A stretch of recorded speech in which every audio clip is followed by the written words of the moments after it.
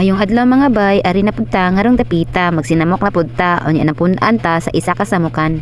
Da, tuyok-tuyok pa si Zara, murag yung true ba, magtabang sa kuno siya sa iyang kuya og masa, oh.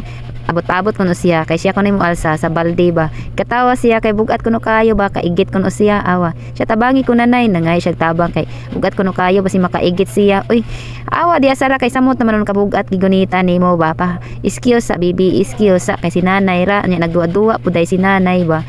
Pareha mo duha puro samukan. Oy nakasab-an na ibutang na kuno diri sa hagdanan ba isaka na naunsa ba. Nya nidagan tagbalik gitan-an na tong kamera kung okay ra ba. Okay ra man padayon ta. Paabot ta nya pispis dayon ta kay na okay ng kamera nya sayaw pa mura jud gikigwa tan-awa na ron ikid na pud na ron ang kigwahon ay tawag na to si Kulisaw na pud ay